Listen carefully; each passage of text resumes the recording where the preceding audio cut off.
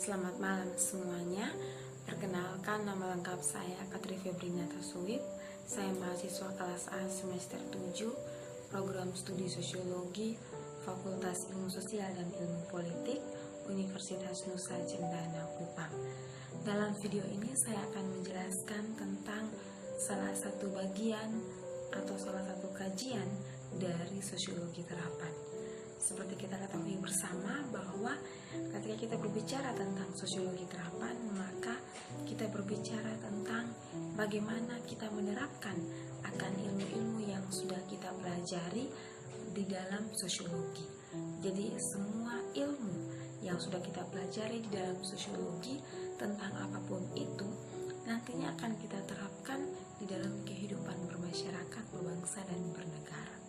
Nah, untuk itu salah satu topik yang akan saya bahas berkaitan dengan sosiologi terapan atau berkaitan dengan penerapan ilmu-ilmu sosiologi, maka yang akan saya bahas yaitu tentang kolektivitas dan kekuatan internet dari perspektif sosiologi. Dari judulnya atau dari topik yang akan saya bahas ini, maka kita sudah dapat mengetahui bahwa yang akan dibahas itu berkaitan dengan internet. Jadi internet itu dia mempunyai kekuatan yang akan kita pelajari atau kita bahas dalam video ini, di mana kekuatan dari internet itu dilihat atau dikaji dari perspektif atau sudut pandang sosiologi. Jadi seperti kita ketahui bersama juga bahwa internet itu saat ini sudah menjadi sebuah kebutuhan yang jika mau kita katakan sudah masuk dalam salah satu kebutuhan utama masyarakat pada saat ini.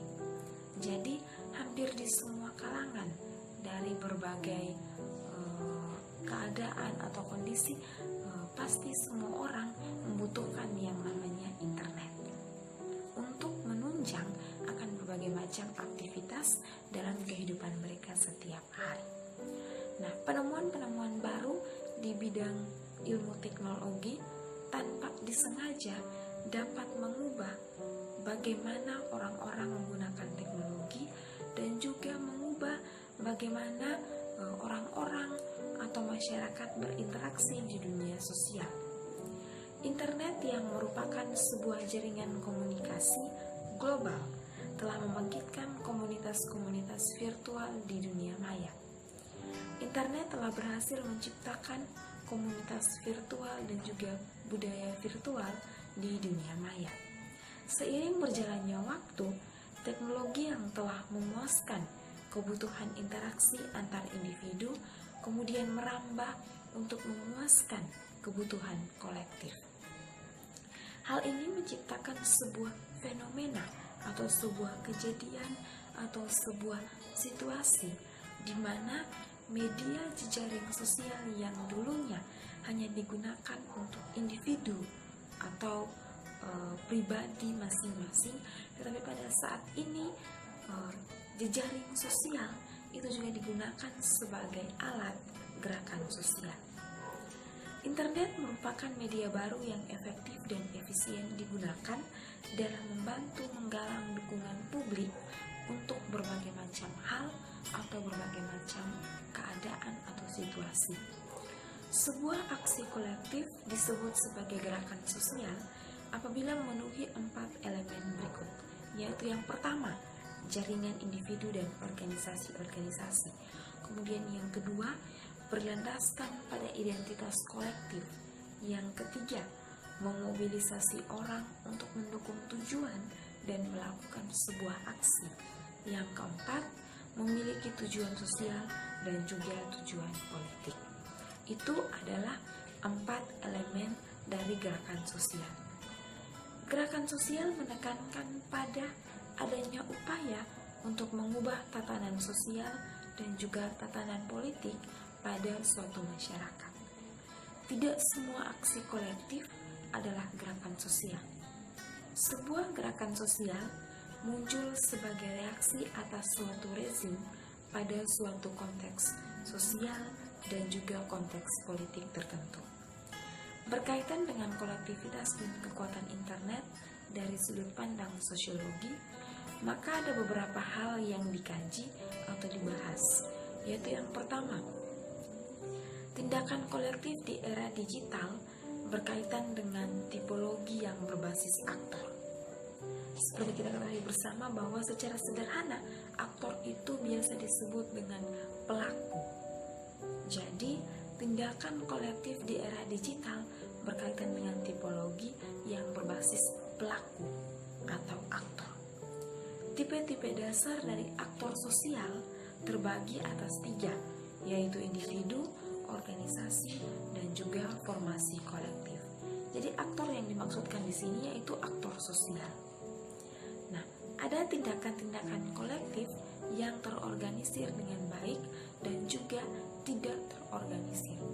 Jadi tindakan kolektif itu ada yang terorganisir atau disusun dengan baik, ada juga yang tidak terorganisir atau tidak disusun dengan baik.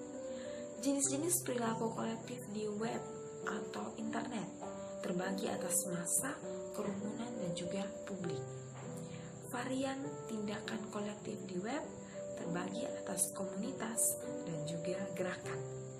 Nah, pokok pembahasan yang kedua yaitu gerakan sosial yang merupakan konstitusi sosioteknik tindakan kolektif. Pokok pembahasan yang ketiga yaitu komunitas open source yang merupakan pelembagaan sosioteknik dari penemuan kolektif. Sedangkan pembahasan yang keempat yaitu tentang perusahaan internet. Nah, ketika kita berbicara tentang perusahaan internet, maka perusahaan internet ini berkaitan dengan 4 hal pokok atau 4 hal utama, yaitu yang pertama, konsentrasi pasar. Konsentrasi pasar ini berkaitan dengan daya pasar dan juga pertarungan untuk mengamankan sektor bisnis. Yang kedua, kompetisi. Yang ketiga, inovasi. Inovasi berkaitan dengan core tertutup dan pembukaan tepi yang dikendalikan. Dan yang keempat, berkaitan dengan kekuatan. Kekuatan ini berhubungan dengan 3 hal, yaitu sentralisasi, kontrol, dan volatilitas. Konsep yang saya kaji atau konsep yang saya bahas ini dalam hal ini, kolektivitas dan kekuatan internet dari perspektif sosiologi, dibuat atau disajikan atau dibahas dengan 3 tujuan utama, yaitu yang pertama, untuk menyajikan konsep heuristik dari perilaku kolektif yang spontan dan tindakan kolektif yang diarahkan dengan sesuai ketentuan yang ada. Tujuan yang kedua yaitu menjelaskan tentang peran dan pentingnya infrastruktur teknis internet bersama dengan aturan sosial yang tertanam dalam infrastruktur tersebut untuk pembentukan, stabilisasi, dan penataan aksi dan perilaku kolektif. Tujuan yang ketiga yaitu untuk menjelaskan tentang berbagai tingkat dan aspek kekuatan perusahaan internet dan pengaruhnya terhadap penataan kolektif. Saat ini, internet telah menjadi fondasi penting atau dasar yang penting dan pengaruhnya terhadap penataan kolektif itu sangat besar. Internet telah menjadi fondasi penting dari tindakan dan juga perilaku sosial yang dilakukan oleh individu maupun kelompok dan juga organisasi-organisasi serta terbuka bagi masyarakat umum atau masyarakat luas untuk mencari kemungkinan baru atau yang diperluas secara signifikan untuk berkomunikasi dan mengambil tindakan-tindakan baik itu untuk individu maupun secara kolektif. Jadi lewat apa yang saya sampaikan dalam video ini pada malam hari ini, kita dapat mengetahui bahwa saat ini internet itu sudah menjadi salah satu bagian pokok atau bagian utama dalam kehidupan kita sehari-hari. sebab internet mempunyai begitu banyak manfaat. Nah, itu saja yang dapat saya sampaikan dalam video ini. Semoga apa yang saya sampaikan dalam video ini dapat dimengerti atau dipahami dengan baik, dan kemudian apa yang saya sampaikan ini juga bisa bermanfaat dalam kehidupan sehari-hari. Sekian dan terima kasih.